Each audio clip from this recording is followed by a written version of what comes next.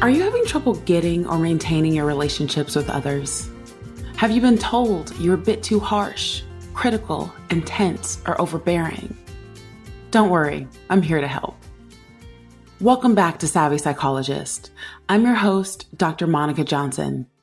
Every week on this show, I'll help you face life's challenges with evidence-based approaches, a sympathetic ear, and zero judgment. Do you have trouble starting or maintaining relationships with others? Whether it be a romantic relationship, a relationship with a coworker, or friends and family. Today, we're going to discuss the give skill.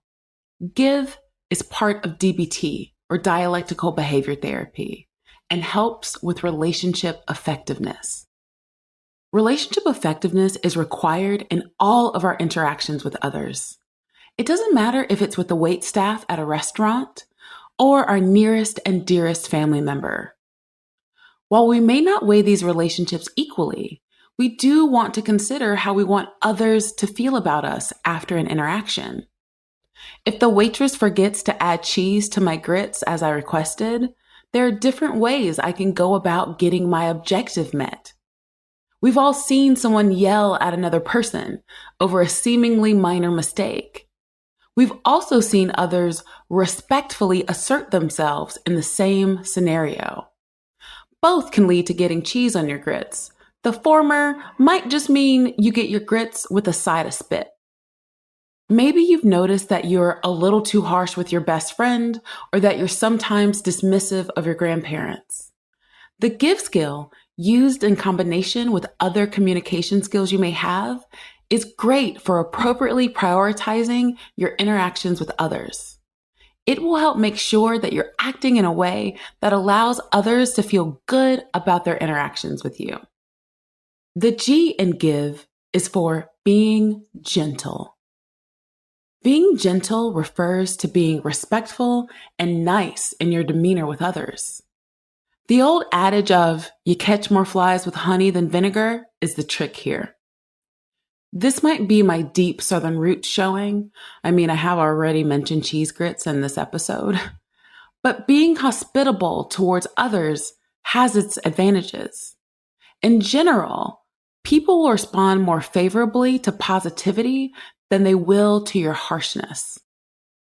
We have 4 main objectives with our gentleness: no attacks, no judgments, no threats, and no disrespect. Let's start with no attacks. This means that we aren't making any verbal low blows, throwing objects, or physical attacks. With no judgments, we are avoiding character attacks, name calling, and put downs, both overt and implied.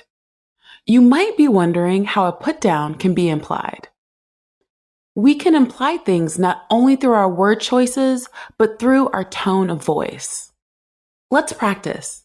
Take the sentence, "Have a nice day," and say it with a warm tone, a neutral tone, and a sarcastic or mean tone. If you really want to engage, leave me a voicemail with your practice sentences and let me know what you discovered. I can tell you with full confidence, it's not just about what you say, it is how you say it. Finally, with no judgments, you want to avoid guilt-tripping others.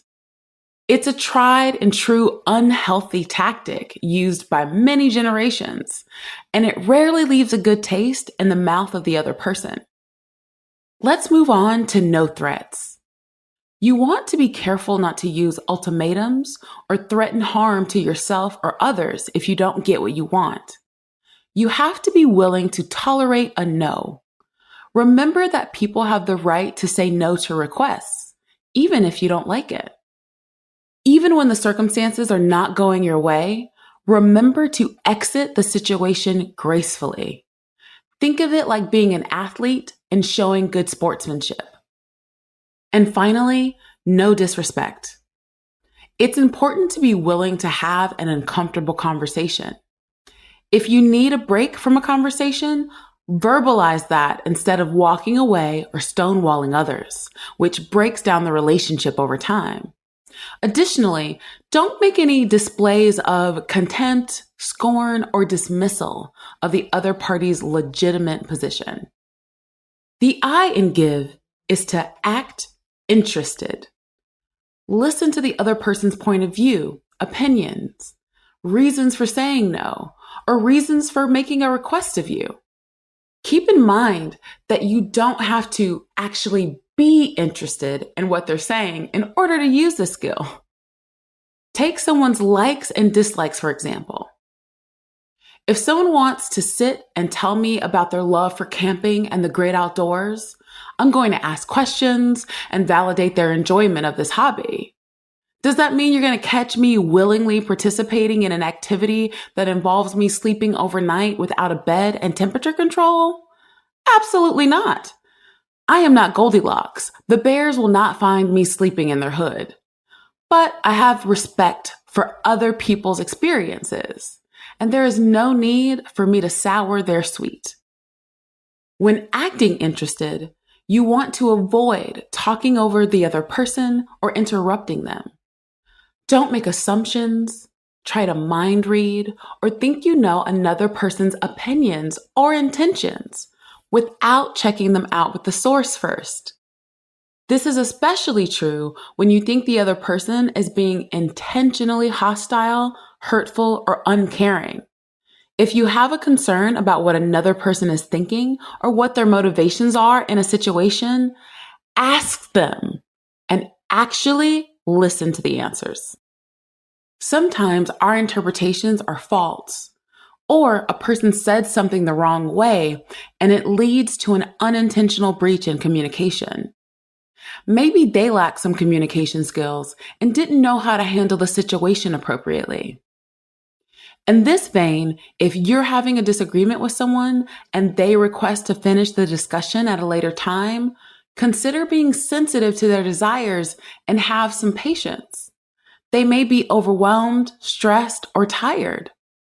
All of the behaviors I just described show interest in the other person's well-being. The V in give is for validation.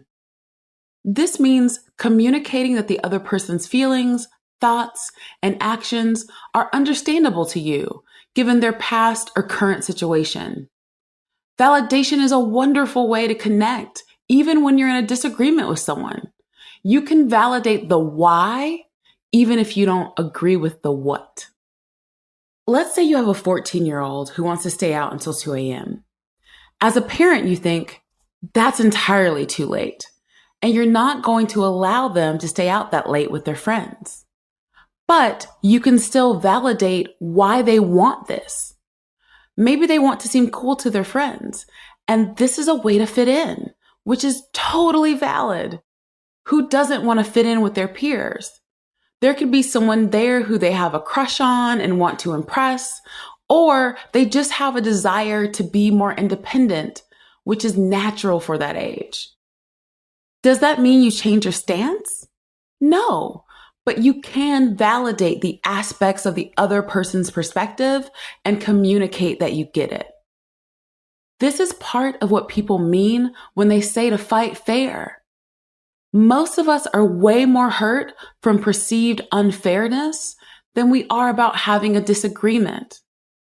Also, when we can look at a situation and know that we took the time to consider the other person's perspective, it also allows us to know that we aren't being purely selfish in our interactions. And finally, the E in give is for easy manner. That means be chill, my people. Try to be a little lighthearted, use humor, and smile. Remember my honey versus vinegar statement from earlier? That applies here as well. If you keep things mellow, it's easier for other people to be mellow. People don't like to be bullied, browbeaten, and broken down by others. When this is your default, most people are going to create as much distance from you as possible. If you're naturally more of a rigid, intense, type A sort of person, adopting an easy manner might be difficult for you. You may want to do some mindfulness meditation, yoga, or other relaxation techniques to help you discover more flexibility, both literally and figuratively. I always remind my patients, and I'll remind you too, that even if you use perfect communication skills, it doesn't guarantee that you will have perfect interactions with others. You could do everything right, and other people will still respond to you poorly. With proper communication skills, however, you can reduce the likelihood of this happening and also reduce or eliminate the risk of escalating or worsening situations with your behavior. Hopefully, remembering a little give will help you with all of your interpersonal situations, whether you're dealing with tough family relationships or with a waiter who forgot the cheese on your grits. I love communicating with my listeners. Your comments are heartwarming and motivating. Reach out to me on Instagram at KindMindPsych, via my email at psychologist@quickanddirtytips.com, or leave a voicemail at 929-256-2191. The Savvy Psychologist is a Quick and Dirty Tips podcast. It's audio engineered by Steve Rickyberg with script editing by Adam Cecil. Our operations and editorial manager is Michelle Margulis. Our assistant manager is Emily Miller, and our marketing and publicity assistant is Davina Tomlin. Follow Savvy Psychologist on Apple Podcasts, Spotify, or wherever you listen to podcasts. That's all for this episode of Savvy Psychologist. Thanks for listening. I'll see you next week.